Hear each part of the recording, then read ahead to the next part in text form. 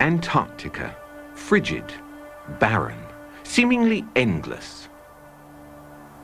On December the 3rd, 1961, a 63-year-old woman by the name of Andrea Barnes set off single-handedly across this barrier of ice. On December the 18th, the weather turned against her. A week later, on Christmas Day, radio contact was lost. Miss Barnes was never seen again. This was to be the final leg in a journey that had started for her nearly half a century before. A journey ending in apparent failure. She had not succeeded in proving to the world that the Earth is flat.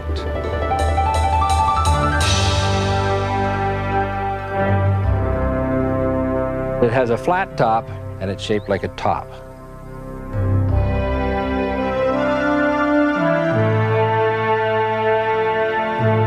There's a certain amount of depth here because there must be a vertical axis on which it rotates, and the stability of the mass would indicate that there must be some depth, or wobble could very easily occur, and we know that there is none. It's a commonly held misconception that the Earth is a spherical object that revolves around the Sun. But the fact is, of course, that the Earth is a circular dish surrounded by a barrier of ice that explorers like Andrea Barnes have been attempting to penetrate for centuries. In 1585, amid a storm of controversy and under cover of darkness, an adventurer by the name of Afton Marcella stole out of London in hopes of being the first to reach the edge of the Earth. But he was unprepared for the extreme conditions. His crew was plagued by scurvy and frostbite. Food supplies ran low. Marcella was forced to turn back before setting foot on Antarctica. So ended the first recorded expedition. But the controversy goes back much further than that. Since long before the dawn of recorded history, we've been trying to understand the world around us. And we've constantly turned to the sky for answers. By unlocking the keys to the stars, the sun, and the moon, it was reasoned, we would learn more about the Earth. So we've remained ever vigilant, turning both our persistence and our technology to the task at hand. But the conclusions have not always been particularly well thought out. 2,000 years ago, an Egyptian scholar by the name of Eratosthenes performed an experiment that he claimed proved the Earth to be a sphere. However, there are serious doubts about the accuracy of his data and his scientific procedures. Dr. Leo Ferrari explains. Oh, the Eratosthenes experiment is an experiment supposedly conducted in the 1st century, whereby this ingenious person was supposed to have proved, I say that in quotes, that the Earth was a sphere of some 4,000 miles radius. Eratosthenes one day noticed that the sun was directly overhead in Syene, whereas he noticed that on the same day, at the same time, the sun made an angle of 7.2 degrees to the vertical at Alexandria, which was some 530 miles away. How did Eratosthenes in the 1st century know what the sun was doing on the same day in two places which are 530 miles apart? One can take all those same data, knowing that the Earth is flat. In one place you have the sun directly overhead, and at another place, at the same time, at 530 miles away, let us suppose that it does make an angle of 7.2 degrees to the vertical. Then we have a right-angled triangle, which it can be easily shown that the sun is some 4,000 miles up in the sky. These superficial, even, considerations show that it's impossible. The whole thing, it's a story, a fairy story made up and mindlessly repeated in textbooks. Fortunately, not all scientific arguments are based on such questionable research. The Greek astronomer Ptolemy determined to everyone's satisfaction that the Earth is flat, circular, and the central body in the universe. His theory went unchallenged for 1,200 years. Not surprising, really. One need only look around. However, the notion that it was some other shape gained some acceptance during the Renaissance. These were impoverished times. Most writers, artists, and scientists could not support themselves through their work. They depended on the patronage of the upper class. Consequently, creative and original thinking men let their imaginations run rampant in order to attract support. The fact that Leonardo da Vinci designed a flying machine late in the 15th century confirms that the sky was the limit to which scientists would go to impress potential backers. And an examination of the shape of the Earth was a popular theme. In 1543, the Polish astronomer Copernicus suggested the bizarre notion that the Earth is a round ball that circles the Sun. But his book emphasized it was only a hypothesis. He further avoided controversy by withholding the book for 13 years, and then by dying on the day it was published. Edmund Halley, the highly esteemed British astronomer, best known for the comet named after him, proposed that the Earth is made up of several concentric spheres, each supporting life, placed inside one another in the manner of a Chinese box puzzle. Marshall B. Gardner, however, insisted that the Earth is completely hollow except for a small sun that lights the interior.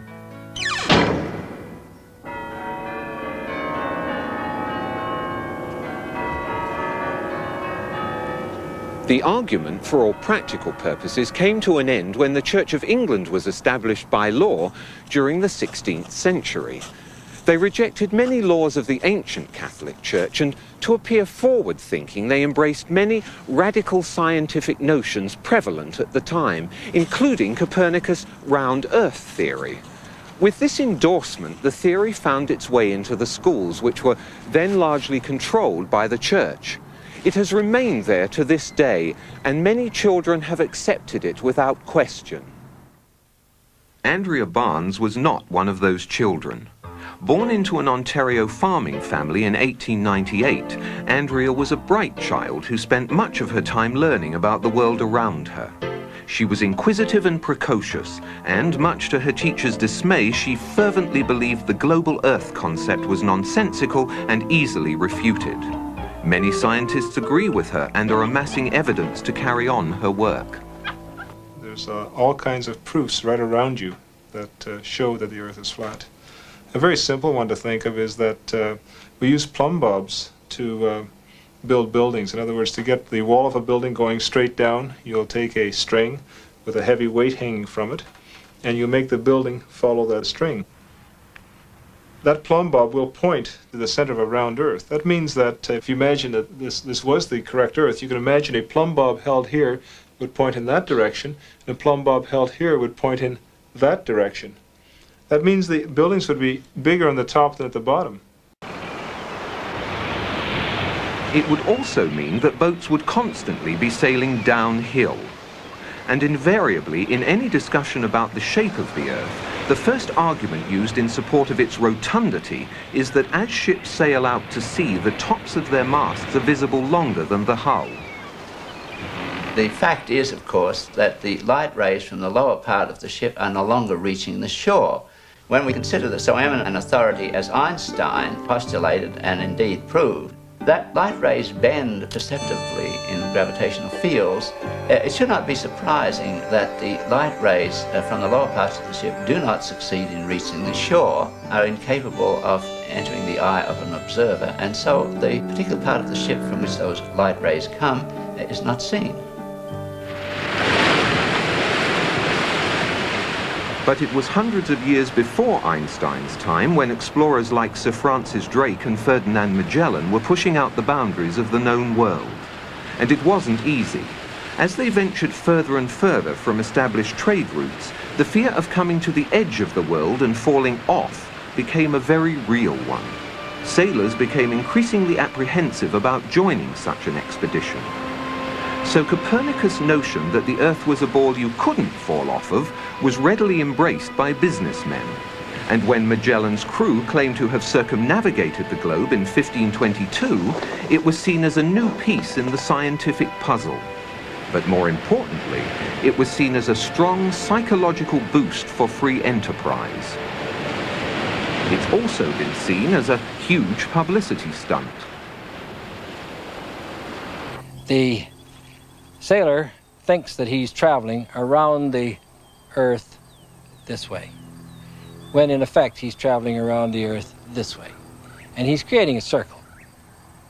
He's moving in a continuous direction around. He goes through the various parts of the circle, and he comes back where he started from, swung around this way.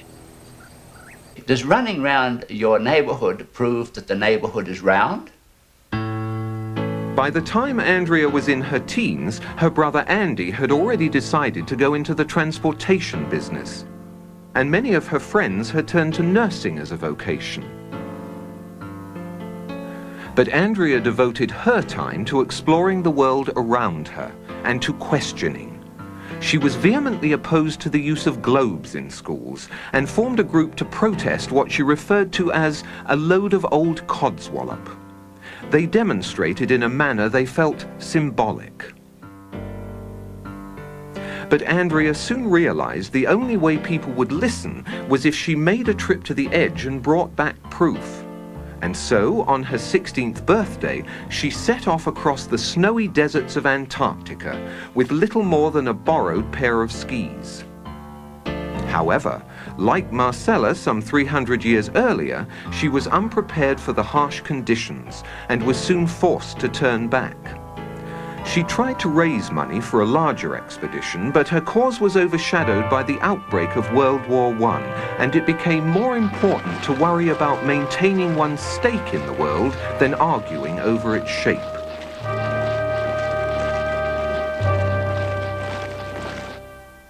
Although they never met, Andrea's mentor was this man, Samuel Burley Rowbottom, better known throughout the scientific community as Parallax. In 1881, he had published this book, Earth Not a Globe. Outlining dozens of experiments performed over many years, it quickly became the standard authority for anti-globularists. Perhaps the most significant experiments were those carried out on a canal known as the Old Bedford Level. Located in Cambridgeshire, England, the canal is perfectly straight over an uninterrupted 6-mile stretch.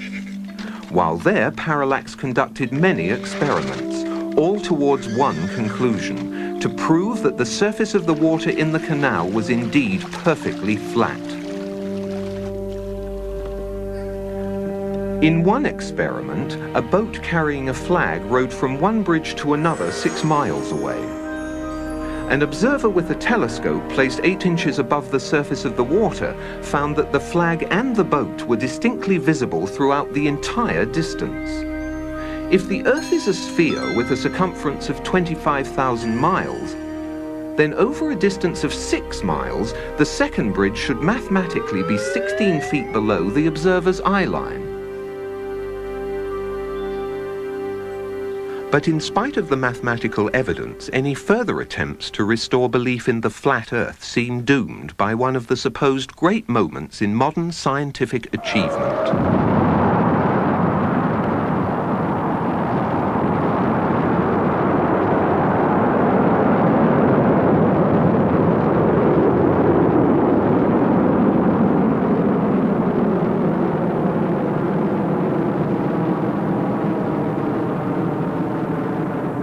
At last, after thousands of years of uncertainty, man was able to get far enough away from the Earth to have a good look at it in all its resplendent beauty.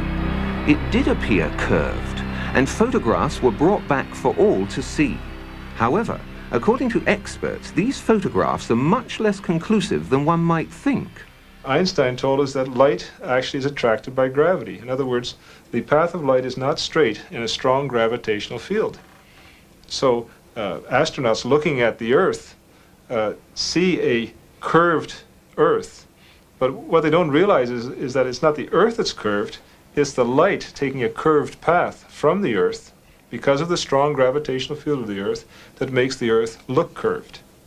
So you're saying that those photographs from space that the Apollo mission brought back don't represent the Earth as it really is? Of course they represent the Earth as it really is, as seen by curved light. And so those photographs from space are entirely correct. And it's just that what has to be taken into account when we take data from those photographs is that light traveling through space is curved by gravity. And so it'll make straight things appear curved. And you know, it'll also make curved things appear straight. So you have to be very careful when you use light to measure things in a very high gravitational field. They're going up, and the astronaut thinks he's leveling off this way, going around, when in effect he's leveling off this way, and he goes around in a circle, this, like so. The farther out he goes, the less he sees of the Earth. He makes a bigger circle, he can make as big a circle as he likes, and which is in effect exactly the same as if he was going around the world this way, and going out farther, he makes a larger orbit.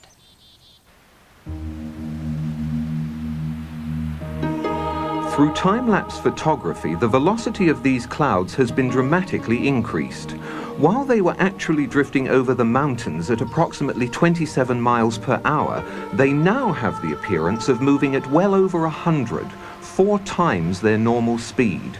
If the clouds were stationary and the Earth was revolving underneath them, this is how it would appear if the Earth was spinning at 100 miles per hour.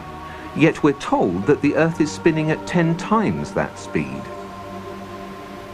Consider this. Those who maintain that the Earth is a globe that spins suggest that people standing at the equator are being whirled around at approximately 1,000 miles an hour.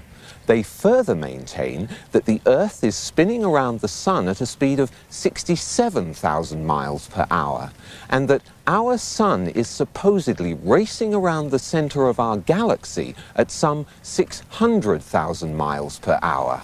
And yet, you and I both know that on many days it's possible to stand outside without a single hair being messed up by the breeze.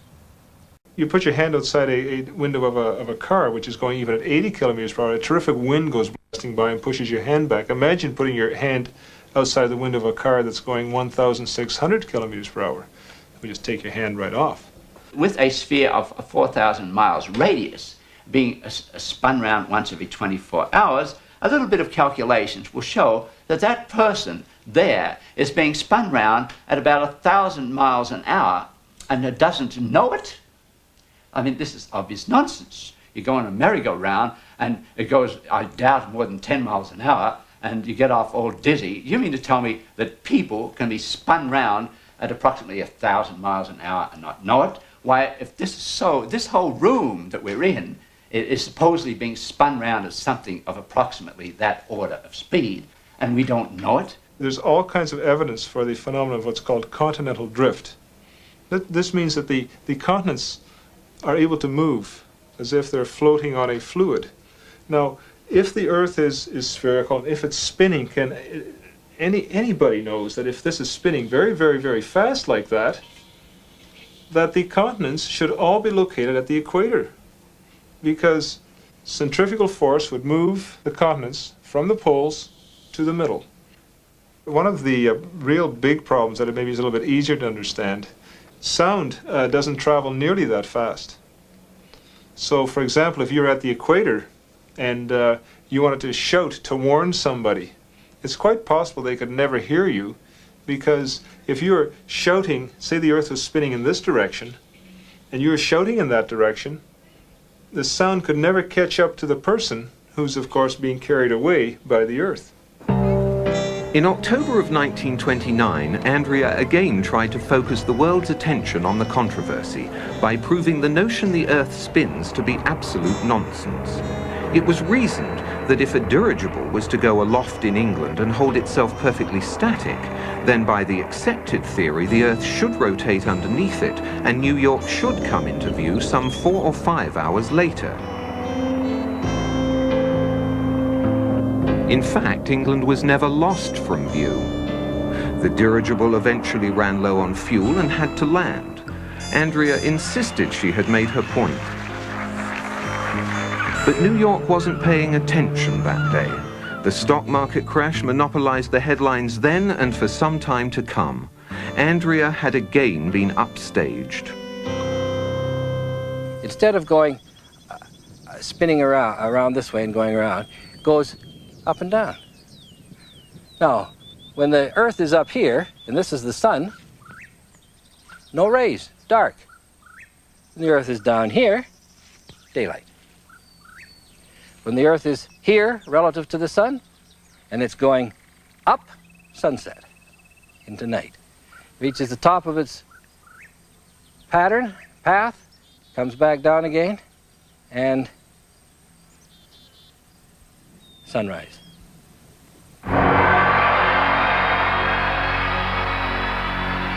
Now, an interesting thing happens at the ends of the Earth. You see, when you go on a car trip from point A to point B, you're moving through what's called space. And it takes time to get through space. But if there is space, there must also be non-space. It's kind of like saying, if there is wet, there must be dry. You can't have one without the other. It's obvious. So when you get the end of the pizza model of the Earth, you're actually moving from space into non-space. Now you can move through non-space in no time. See, it takes time to move through space, but it takes no time to move through non-space. So a lot of things are affected by this. For example, satellites, as they cross the Earth, they will then go into this non-space region. They will instantly then be able to reappear back where they started by taking a non-space route. The moon does this, the sun does this, and stars even do this at a very, very slow rate, moving from space into non-space and then reappearing back where they started from. This is due to a property of reflectivity and complementarity that is a well-known phenomenon.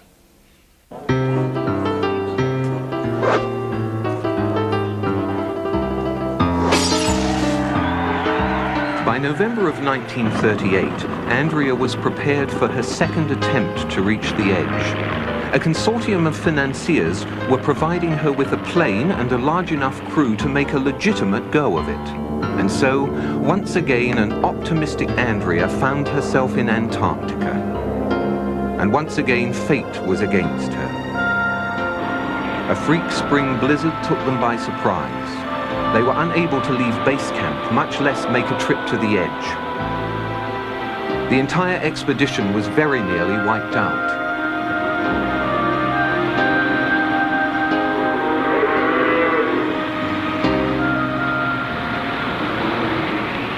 That was the last attempt Andrea made until 23 years later, when she set off alone by snowmobile in 1961. Until recently, that was the end of the story.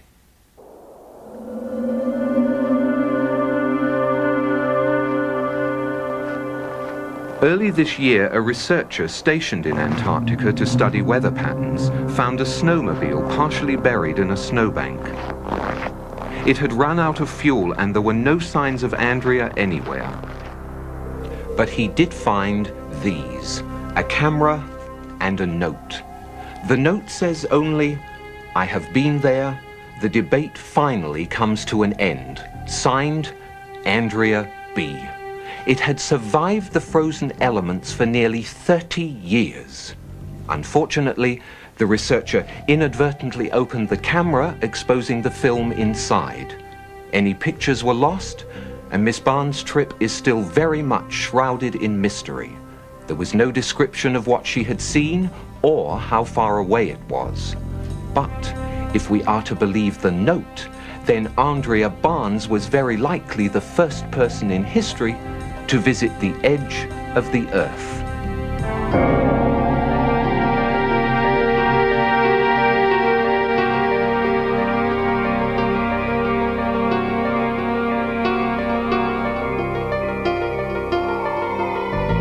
What you don't know, you eliminate. And that's in my opinion, is what the globular Earth theorists have done. They've just eliminated what they didn't know. The more honest approach is the flat Earth approach, where you say, well, we don't know what's at the ends, but the ends are there.